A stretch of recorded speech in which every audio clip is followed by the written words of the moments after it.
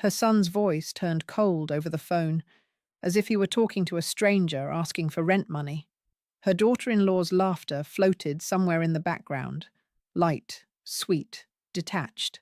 By the time the call ended, the word mother felt like something they'd quietly revoked. I used to believe families fell apart with fights, loud ones, thrown plates, slammed doors. Turns out they fall apart with politeness, with, "We're just trying to help," with that calm, managerial tone that says, "You're no longer trusted with your own life." I'm 64, a nurse by trade, retired 4 years ago when my knees started complaining louder than my patients ever did. I raised 2 children, mostly on my own, after my husband died of heart failure at 49. I buried the love of my life and went back to work 3 weeks later because the mortgage didn't care about grief. Everything I owned, every coin saved, was poured into those two, Adam and Lily. Tuition, braces, birthdays I couldn't attend because I was on shift but sent money to make up for it. Money was how I said I love you. Security was how I said I won't fail you the way life failed me. That day on the phone, Adam said it like a verdict. "You should be grateful we still answer your calls, Mum." The words didn't even sound cruel at first, just tired, a sentence rehearsed. His wife, Claire, giggled softly, not at me, but at something about me. I could almost hear her rolling her eyes. "Grateful?" I asked. "For what, Adam?" "For everything we're doing," he said, voice tightening like a seatbelt. "Managing your accounts, making sure your bills are on autopay. You don't have to worry about a thing anymore, except where my money goes." A pause. That little silence where love used to live. "Mum, please don't start again," Claire said, louder now. "You asked us to help. You said it yourself. Numbers confuse you." I wanted to remind her that I'd balanced hospital budgets for 20 years, that I'd juggled overtime, debt, and 2 school fees without once missing rent. But I just said, "Right, I must have forgotten." The truth, I never asked them to take control. It happened slowly, the way frost creeps over glass while you sleep. It started with joint access for emergencies. Then came shared credit cards. Then a power of attorney form slid under my coffee cup one Christmas morning, wrapped in a smile. They said it was for convenience, and I wanted so badly to believe that my children, my own blood, would never use the word help as a leash. After the call, I sat at the kitchen table staring at the phone screen. Their picture glowed at the top. Adam holding Claire, both of them laughing, perfect teeth and youth and distance. I pressed block contact, just to see what it would feel like. I didn't do it, not yet. But the idea tasted good, clean. The house was quiet, except for the hum of the fridge. It's strange how silence gets louder when you realize no one's coming. I made tea, the same way I had for 40 years. 1 spoon of sugar, even though the doctor says half. Old habits are the last things to stay loyal. I kept replaying that word. Grateful. It's what they used to tell patients in the dementia ward. "You should be grateful we still visit." That kind of soft cruelty dressed up as kindness. I'd seen it 1,000 times. Children visiting once a week, speaking slowly to the women who'd once changed their diapers. I used to wonder how they could stand there, smiling, while their mother's eyes filled with confusion. Now I know. Detachment isn't born overnight. It's practiced. The kettle clicked off. I didn't move to pour. In the reflection on the glass oven door, I saw myself. Grey hair pulled back, cardigan hanging loose. A woman who had traded her youth for duty and was being told, at the end, to be grateful she hadn't been completely forgotten. When did gratitude become obedience? I looked around the kitchen. The cupboards Adam had painted 2 years ago. The new dishwasher Claire insisted on installing for me. Every corner whispered their ownership. Their fingerprints were everywhere. And somehow, I'd stopped leaving mine. That night, I opened the old cedar box where I kept documents. Marriage certificate, property deed, savings, passbook. My hands shook as I flipped through them.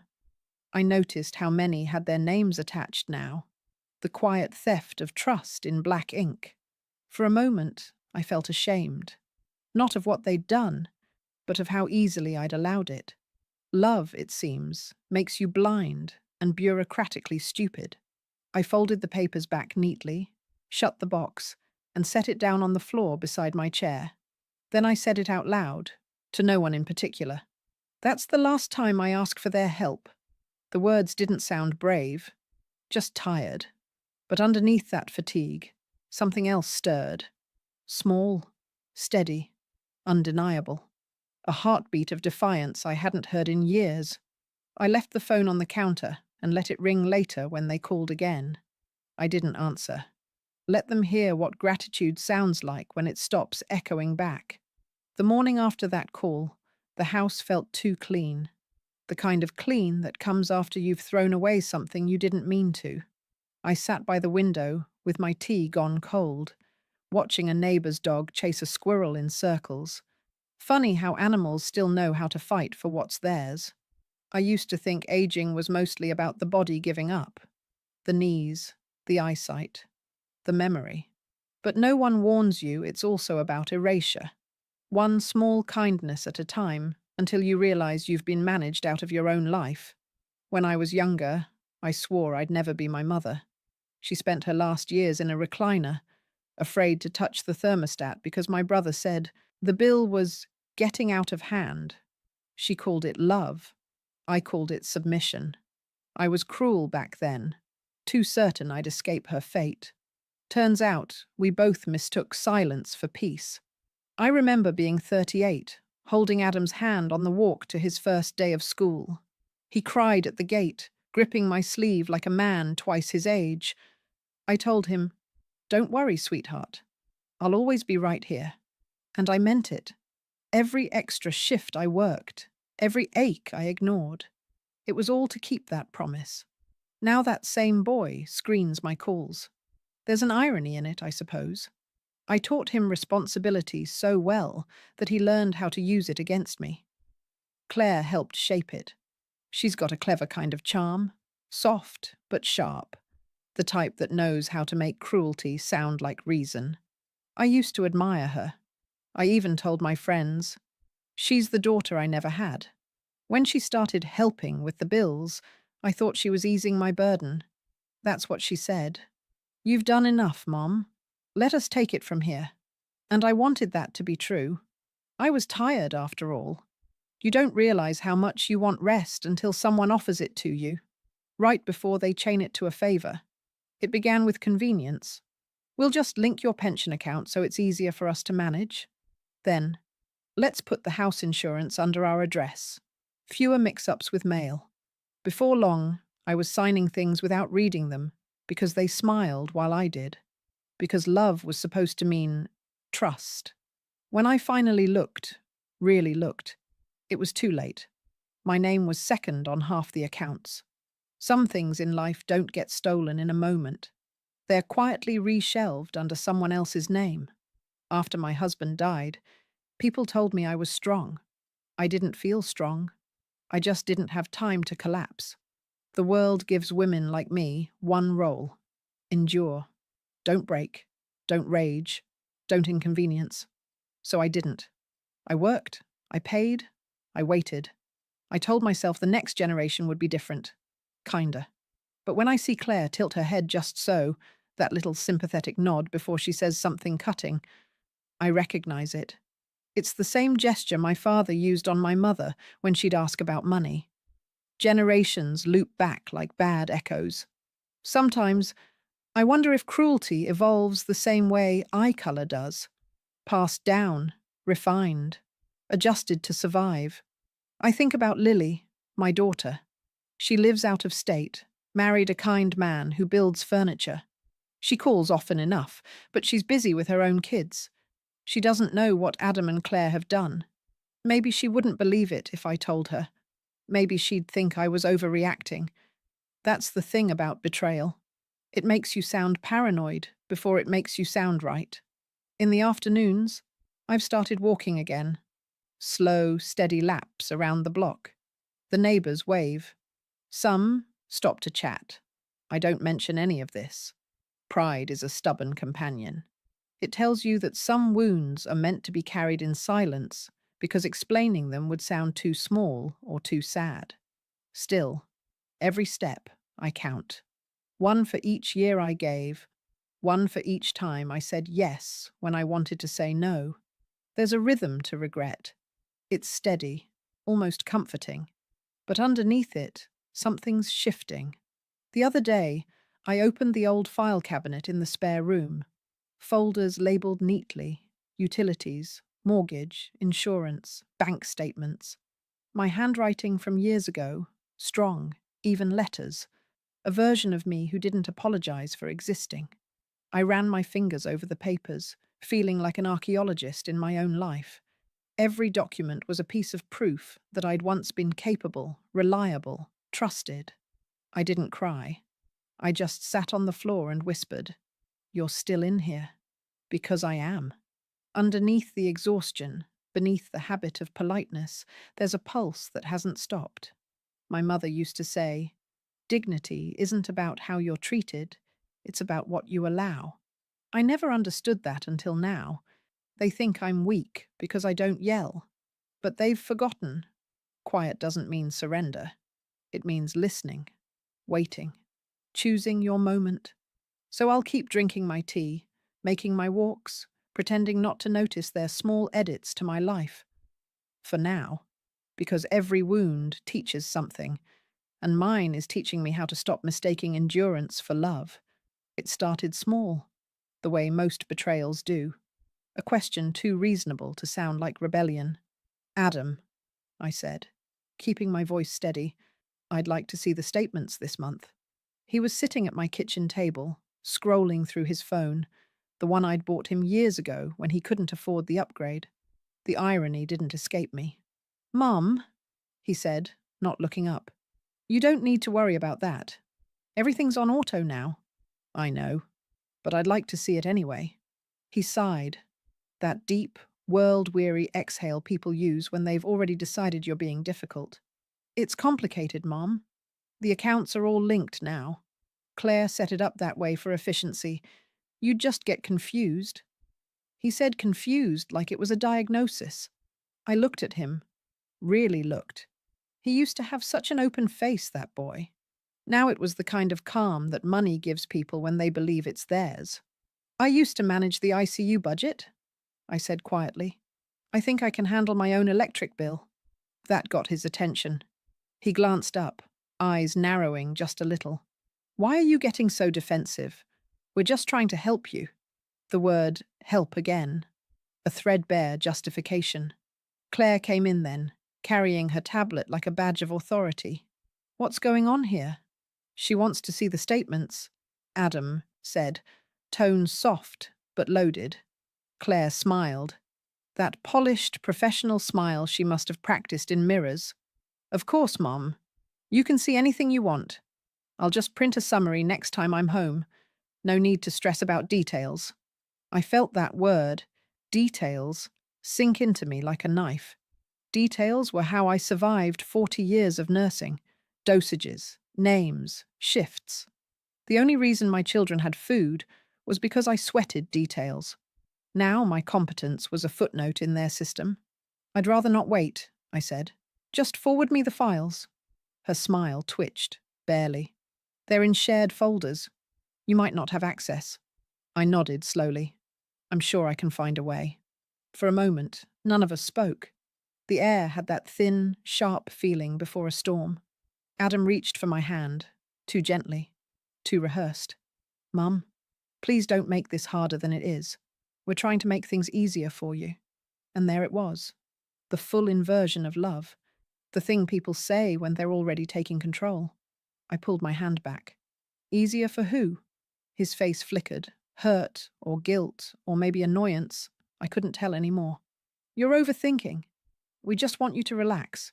You've worked your whole life." I stood up then, even though my knees ached.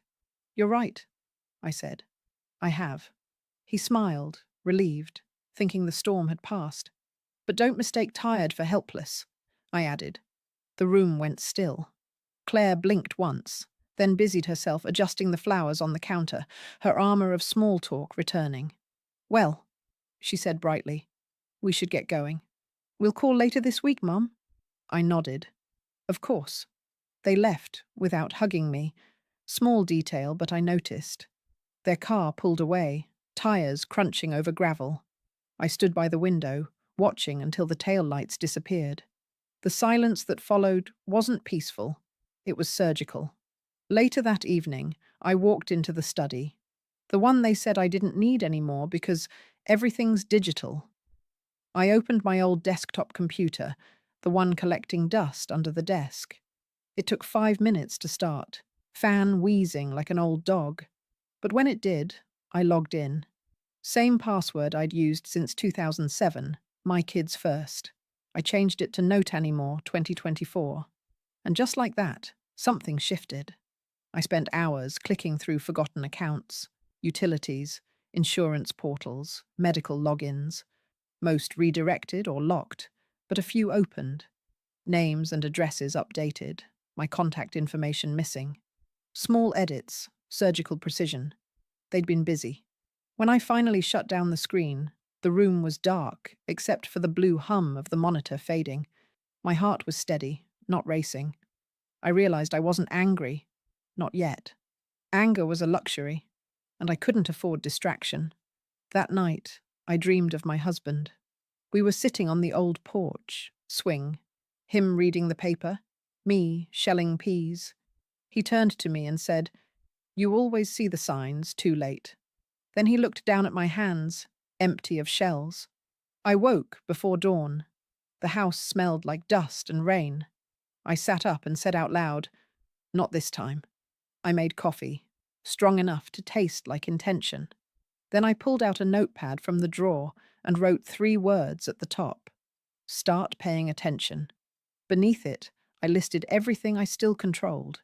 My pension, my title deed, the hidden savings account I'd opened decades ago under my maiden name, the one they didn't know existed.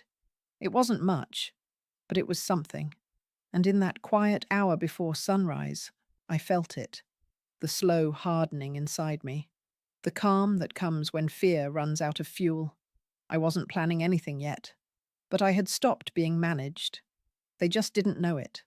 The letter came on a Tuesday, the kind of day that pretends to be ordinary. Thin white envelope, no return address, just my name printed too neatly. I almost threw it out with the junk mail. Inside was a single page from my insurance provider, crisp and clean. Confirmation of beneficiary update, it read. Claire's name listed first, Adam's beneath it. My own signature at the bottom, except I hadn't signed anything. At first, I thought it was a clerical error. I even chuckled, that hollow kind of laugh people make when something unthinkable tries to sound bureaucratic. Then I saw the date, last month. The same week Adam had visited to fix my Wi-Fi. The kettle was still whistling when my hands began to shake. I let it scream on the stove until the water boiled away. When you spend your life in hospitals, you learn the sound of disbelief. It's quiet, a kind of silence that follows the words, "I'm sorry. There's nothing more we can do." That's what this felt like. A private diagnosis of betrayal.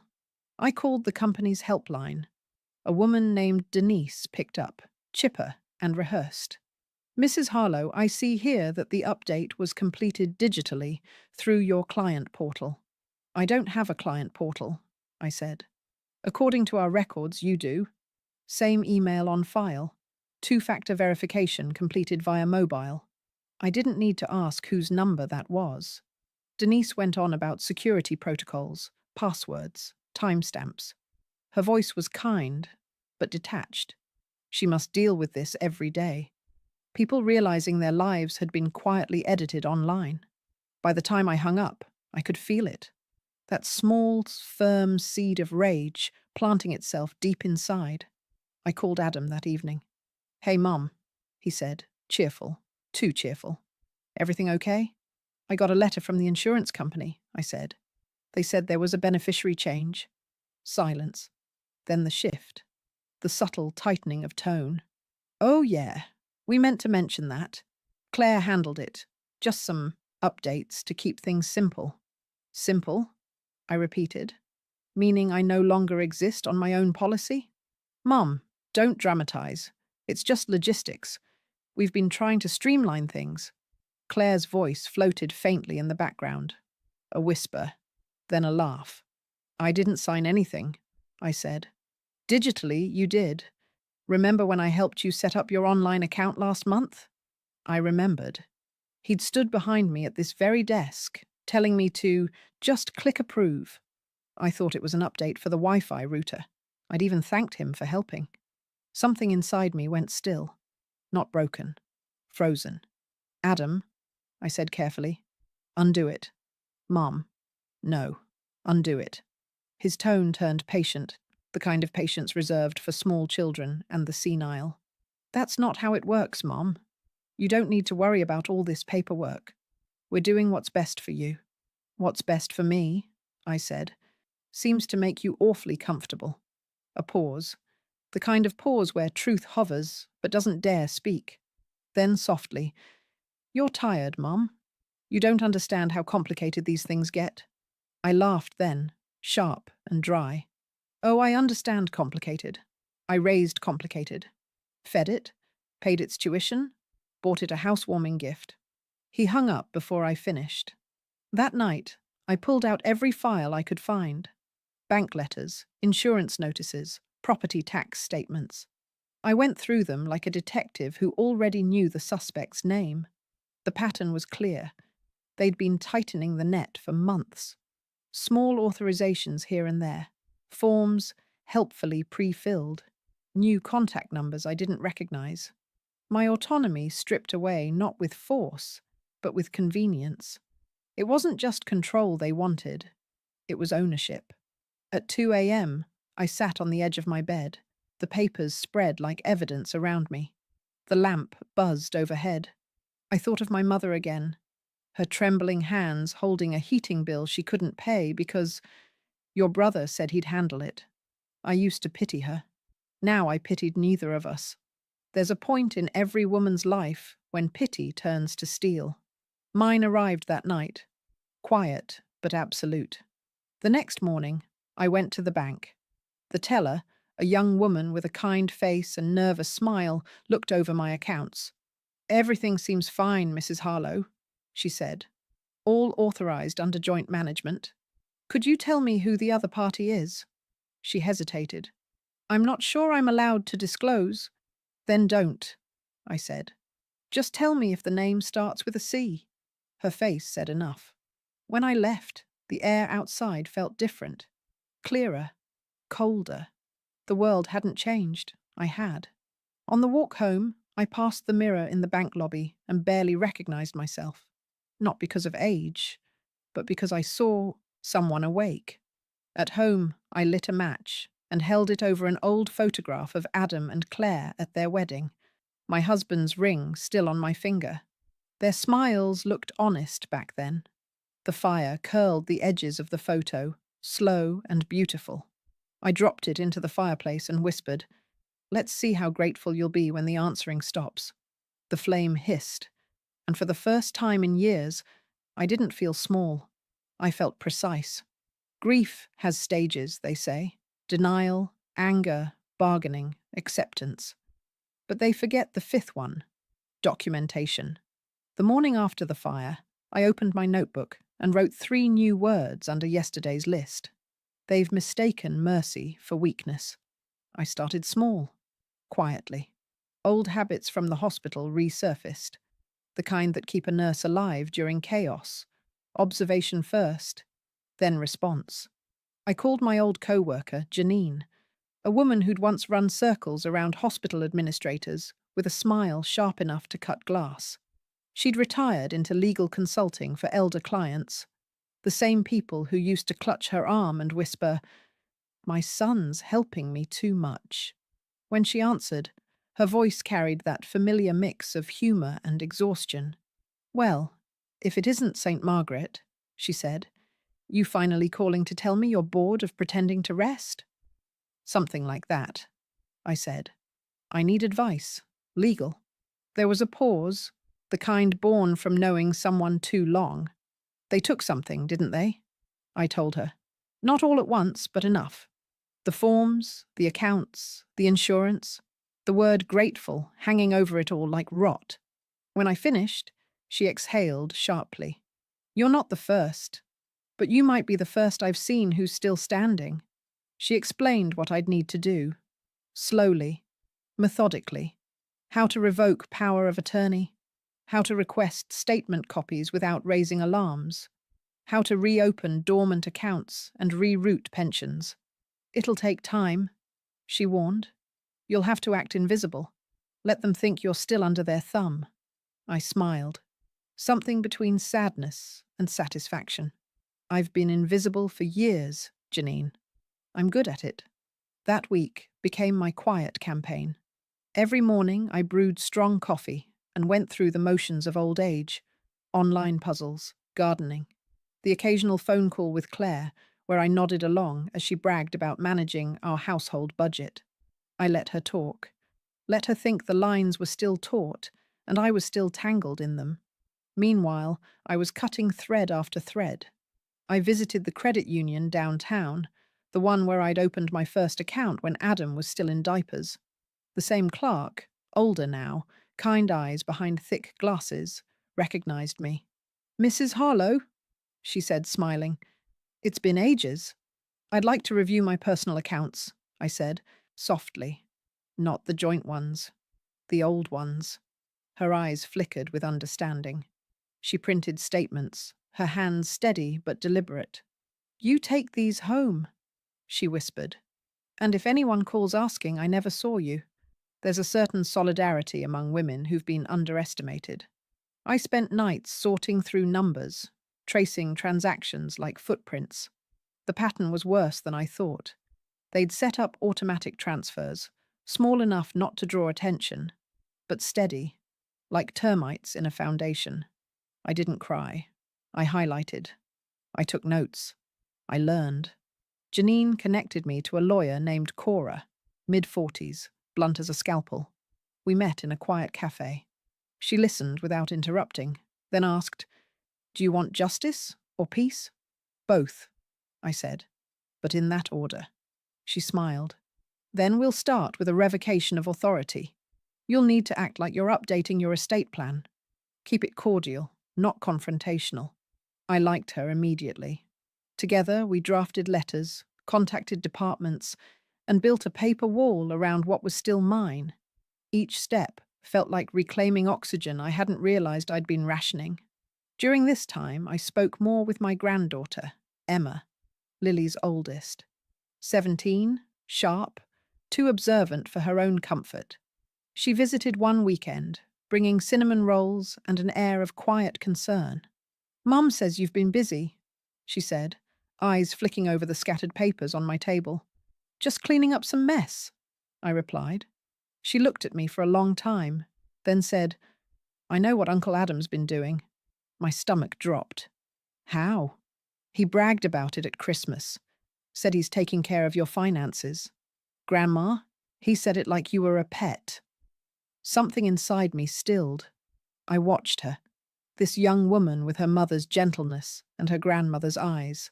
Don't tell anyone what you saw here, I said quietly. Not yet. She nodded. Do you need help? I hesitated, then handed her the tablet. See if you can trace these logins. She grinned. Finally, something useful to do.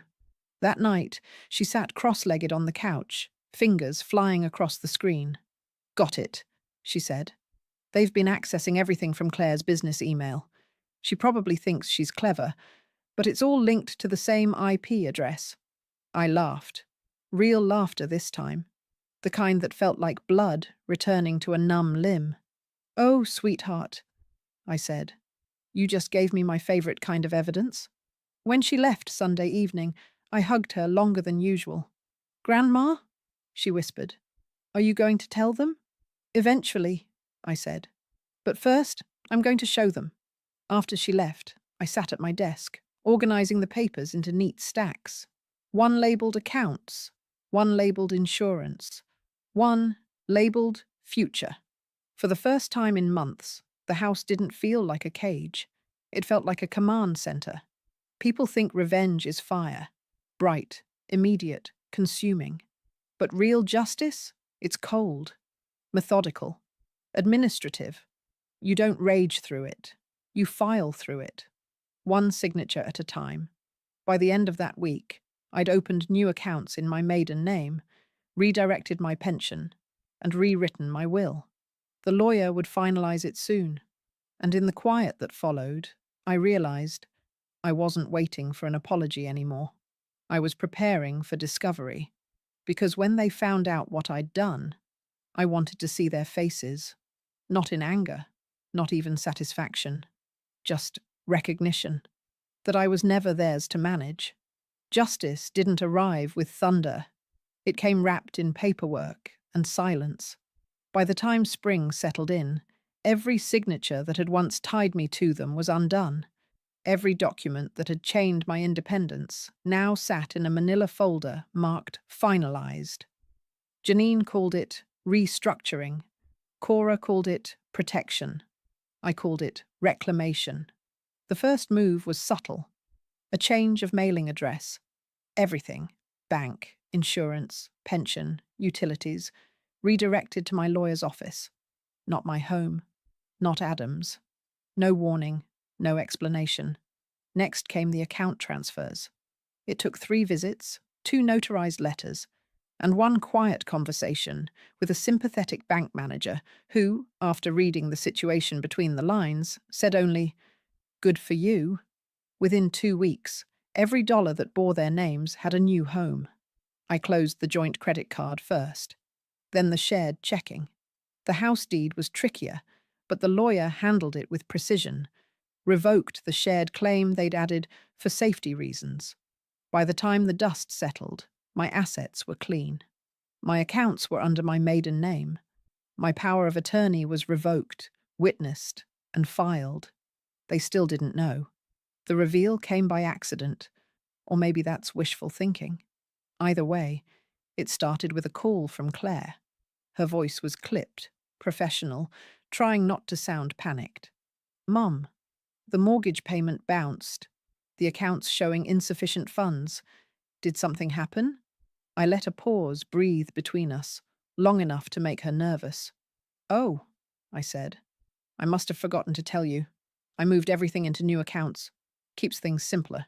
Silence. Then, "You what?" "Don't worry," I added lightly. "It's all taken care of." Her composure cracked just a little. "Mum, that's not how this works. The bills are in our names. We manage those for a reason." I could almost hear Adam in the background, asking what was wrong. "Well," I said, "you'll have to manage them on your own now." The quiet on the line turned heavy. Then Adam's voice cut in, brittle and loud. "You can't just move the money, Mom. That's not legal." I smiled, even though he couldn't see it. "Oh, but it is. You made sure of that when you transferred ownership, remember? Said it was all in my best interest?" He sputtered something, a mixture of confusion and anger. I hung up mid-sentence. They called 8 times that day. I didn't answer. By evening, I unplugged the phone. The next morning, I sat by the window, coffee in hand, and watched a sparrow tug a piece of string from the grass. I thought about how nature never apologizes for reclaiming what's hers. By noon, they were at my door. Adam stood stiff, face pale, eyes wide in that frightened way men get when the ground shifts beneath their sense of control. Claire hovered beside him, arms crossed, jaw tight. "Mum?" he said, voice trembling between anger and pleading. "What did you do?" "I corrected a mistake," I said. "Several, actually." "You're overreacting," Claire said, stepping forward. "This isn't healthy. We were protecting you." "From what?" I asked. "Myself?" "Yes," she said, almost shouting now. "You don't understand how the world works anymore." That one landed differently. Maybe because I saw myself in her face. Young, ambitious, Too sure she was right. It didn't soften me. It clarified me. I understand enough, I said. I understand that you used my trust to build a cage around me. I understand that you thought my age meant ignorance. And I understand that when people say it's for your own good, they're usually lying. Adam's eyes glistened. We didn't mean to hurt you. Intent, I said, is what cowards hide behind when they've already caused damage. Claire took a breath, ready to argue again, but I held up a hand. You'll find the house deed no longer lists your names. The utilities are in my lawyer's care until I decide otherwise. And as for the insurance policies, I let the sentence trail off. Their faces told me they already knew. Adam ran a hand through his hair, defeated. Claire's lips tightened, calculating. You'll regret this, she said finally. Maybe, I said, but I'll do it with my own money. They left without another word. Their car door slammed too hard, a final punctuation mark on a story they no longer controlled. That evening, I poured myself a glass of wine, the cheap kind, but it tasted like victory. My lawyer called an hour later. It's done, she said. They can't touch a cent. I thanked her, but the words felt too small. How do you thank someone for giving you your life back? After the call, I sat alone at the kitchen table, the same spot where Adam once told me I should be grateful. The light was dim, the air still. I thought I might feel triumphant. Instead, I felt calm. Hollow, maybe, but peaceful. Freedom, it turns out, doesn't always roar. Sometimes it just exhales. Before bed, I wrote one more line in my notebook. Justice doesn't restore what's lost. It reminds you what remains. Then I closed it, turned off the lamp, and slept deeper than I had in years. The silence after they left wasn't peace. It was an ache, learning how to breathe. For days, I waited for the phone to ring. It didn't. What came instead were envelopes, first Adam's, then Claire's. Adam's letter was shaky, apologetic in the way excuses often are. He said things got complicated, that they only wanted to make life easier. Not one word of apology, just justification. Claire's was typed and cold, accusing me of creating unnecessary distance and misunderstanding their intentions. I fed that one straight to the fire. Some words don't deserve oxygen. After that, the world went quiet again. I filled the quiet with small rituals, watering plants, walking at dawn, reading in the afternoons. The house felt different, lighter, not happy, but honest. Neighbours began stopping by more often. Mrs. Bloom with tomatoes, the mailman with longer hellos. I could feel it in their eyes. Pity mixed with respect. They knew somehow. But I didn't need witnesses. I had my peace, and that was enough. Emma came by one weekend, cautious but determined. Mom says you've changed, she said. I have, I told her. She smiled. Good. We sat together in the garden, watching bees weave through the lavender. She said Adam had been quiet lately, ashamed maybe.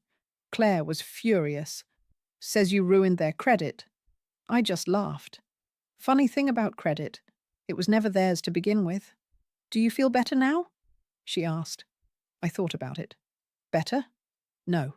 But I feel intact. Months passed. Then one afternoon, Adam appeared at my door holding a potted fern. His eyes looked older. Mom? He said softly. Can we talk? He sat at the same kitchen table where this all began. I didn't mean for it to go that far, he said. Claire said it was for convenience. I thought we were helping. I didn't say anything. He looked up, voice breaking a little. You've changed. Yes, I said. Finally. He nodded, eyes wet. I'm sorry. I know, I said. But I'm not giving anything back. He managed a small smile. Didn't think you would. We talked about nothing important. Weather, the garden, that fern. When he left, he hugged me lightly. Not as a son claiming something, but as a man recognizing what's no longer his to take. These days, my life is quiet in the best way. I cook for one, read in silence, open my own mail. Freedom turned out to be ordinary, unremarkable, steady, mine. I've stopped mistaking endurance for love. I've stopped waiting for kindness to be returned. Sometimes, when I walk through the garden, I think of my mother, how her silence used to bother me. Now I understand. It wasn't defeat. It was reclamation. People call what I did revenge. It wasn't. Revenge burns. What I did was colder, slower, cleaner. I didn't want to ruin them, only to stop disappearing. They took my voice for weakness. I took it back for proof.